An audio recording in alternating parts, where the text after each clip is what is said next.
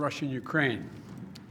I had a productive talk last week with President Zelensky, and we continue to engage in nonstop.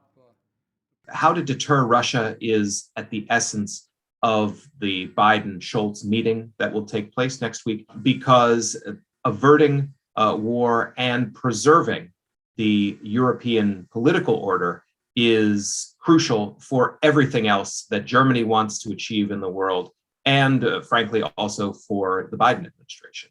Germany has an extremely complex relationship with Russia, not only because of Russia's role as the leading supplier of energy to the German economy, but for historical reasons, there is still an overwhelming consciousness in Germany of the destruction and human toll of the Second World War on the Soviet Union. But more narrowly, for Chancellor Scholz's Social Democratic Party, Russia is a very sensitive issue. On the one hand, there is the memory of social democratic chancellors like Willy Brandt and Helmut Schmidt. So that is seen as kind of a high watermark, as the glory days of social democratic foreign policy initiatives. And so there is a nostalgic and sentimental attachment to the idea of diplomacy with the Soviet Union, or now with Russia. The Democratic Party's most prominent former leader, ex-Chancellor Gerhard Schröder, is on the board of two Russian energy companies. And there was a news item just today that he's going to be nominated to the board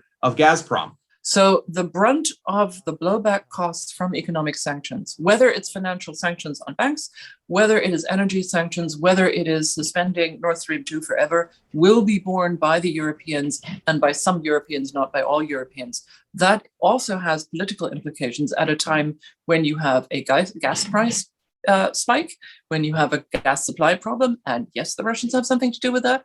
And finally, you have inflation. In this kind of situation, where so much depends on messaging, and where the Russians and also the Chinese are eagerly going to pick on every sign of divergence and division in the alliance, I think you can expect the White House and the Chancellery in Berlin to be working overtime to make sure that there is no daylight between their positions going into the meeting.